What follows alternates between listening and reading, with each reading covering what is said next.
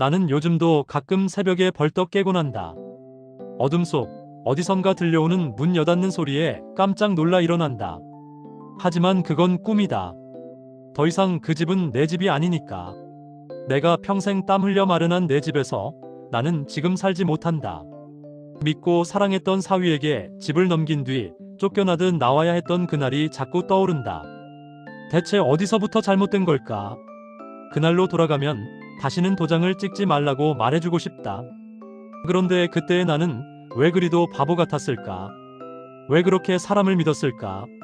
나는 지금 이 이야기를 하면서도 마음 한 곳이 계속 아파온다. 아내가 떠난 뒤 딸과 사위만이 유일한 가족이라고 생각했다. 그래서였을까? 그들에게 해줄 수 있는 마지막 선물이라며 집을 증여하자는 말을 너무 쉽게 받아들였던 건 얼마 전까지 나는 그 집의 주인이었다. 30년 동안 골목 하나, 벽 한 장까지 내 손으로 보수하며 지켜온 집이었다. 아내와 함께 아이를 키우고 겨울마다 장판을 새로 깔고 대출 끌어모아가며 조금씩 조금씩 갚아가며 지켜낸 우리 집이었다. 그런데 그 소중한 집에서 지금은 그저 민폐가 되는 손님 취급을 받는다. 아니, 더 정확히 말하자면 손님으로도 받아들여지지 않았다. 처음 사위가 집을 증여받자고 했을 때 나는 그 의미를 깊게 생각하지 않았다. 그 바쁜 와중에도 주말마다 찾아와 집수리도 도와주고 나를 아버님이라고 부르며 깍듯하게 챙겨주던 사위였다. 딸도 옆에서 말했었다. 아빠, 나중에 상속 문제로 복잡해지기 전에 사위 명의로 해두면 좋아. 요즘 그게 흔해. 나는 몰랐다. 요즘 그런 게 흔하다는 말이 무슨 의미인지. 나는 그냥 믿었다. 딸이 하는 말이니, 사위가 하는 말이니, 가족이 하는 말이니. 내가 가진 건 그 집뿐이었지만 어차피 죽으면 가져갈 것도 아니고 그들에게 넘겨준다고 해서 달라질 것 없다고 생각했다. 그런데 사람의 마음이란 게 종이 한 장으로 이렇게까지 변할 줄이야. 도장을 찍은 뒤 사위의 말투가 달라졌다. 나도 처음엔 착각이라고 생각했다. 그럴 리 없다고. 그런데 점점 시간이 지날수록 사위는 그 집의 진짜 주인처럼 행동하기 시작했다.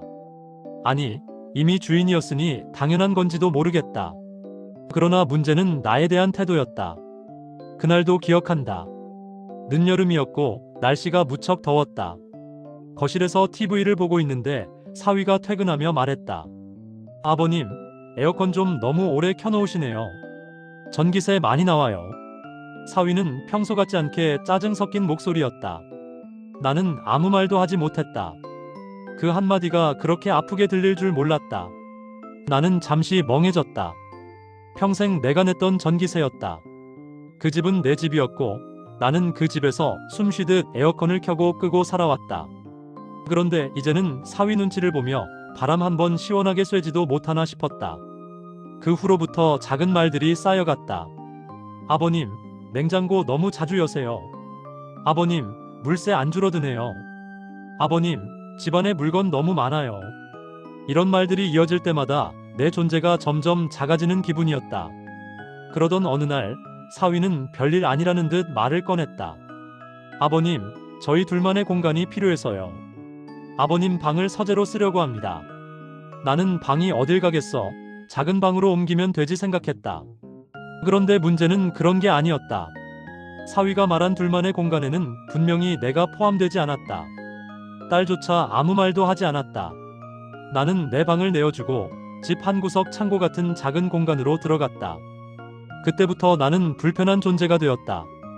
저녁에 TV를 보면 눈치가 보였다.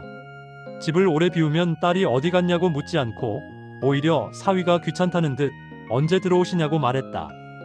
그 말투가 마치 내가 돌아오지 않길 바라는 것 같았다. 나중에 딸에게 조용히 물어봤다. 왜 사위가 자꾸 저러냐? 딸은 이렇게 말했다. 아빠가 이런 집안일에 예민하게 반응하는 게 문제야. 그냥 좀 적응해. 그 말이 내 마음에 큰 상처를 남겼다. 나는 딸을 위해, 그 아이를 위해 평생을 바쳤는데 결국 나는 방해가 되는 존재가 되어버린 건가? 문제는 그 뒤 일어났다. 어느 날 사위가 나를 불러 앉혀놓고 말했다. 아주 단호하게, 이미 결정된 것처럼.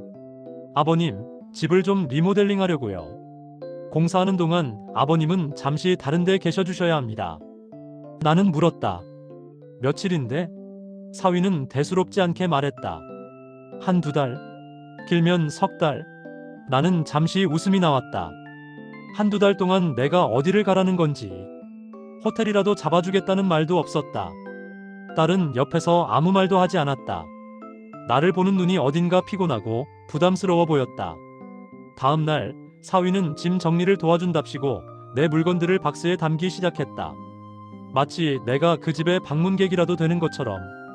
내가 평생 모아온 사진들, 아내와의 추억이 담긴 앨범들, 가족 행사 때 쓴 수첩까지 어떤 건 마음대로 버리기도 했다. 나는 그때 알았다. 내가 이 집에서 더 이상 환영받지 않는다는 걸. 그날 밤 나는 거의 한숨도 자지 못했다. 이대로 나가면 어디로 가야 할지 막막했다. 가진 건 퇴직금 조금과 적금 몇 푼, 그리고 사위에게 증여해버린 우리 집이었다. 다음 날 아침 사위는 내 앞에 종이 한 장을 내려놓았다. 아버님, 잠시 외부에서 지내시는 동안 편하게 알아보시라고요.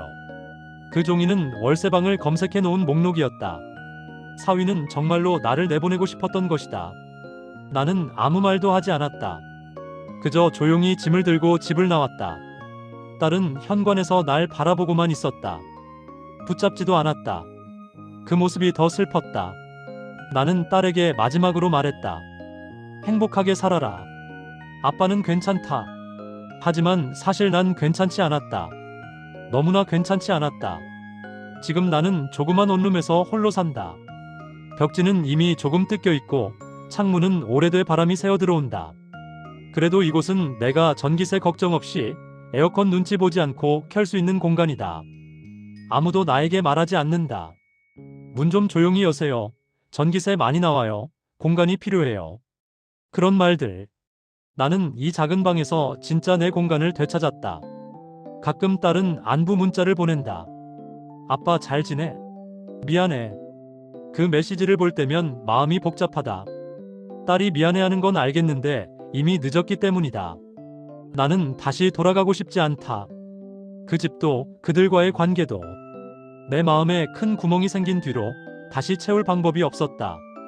사람이 늙으면 보호받아야 한다고 생각했는데 오히려 가장 믿었던 사람들에게 상처받고 내몰릴 줄은 몰랐다.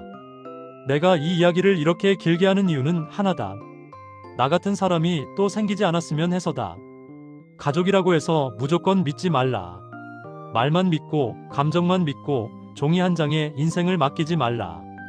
그 한 장이 당신의 남은 인생을 바꿔버릴 수도 있다. 나는 오늘도 이 작은 원룸에서 하루를 마무리한다. 이제는 편하다.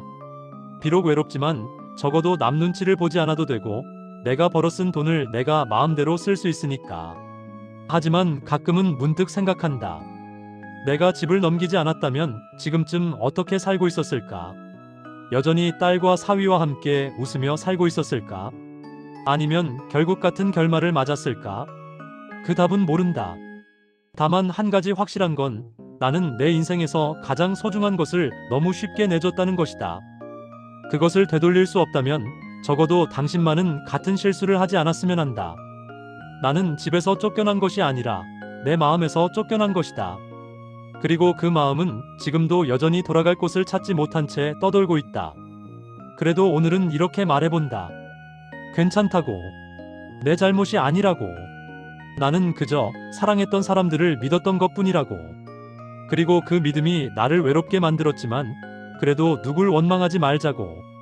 오늘도 그렇게 다짐하며 잠을 청한다. 내일은 조금 더 괜찮은 마음으로 일어날 수 있기를 바라면서.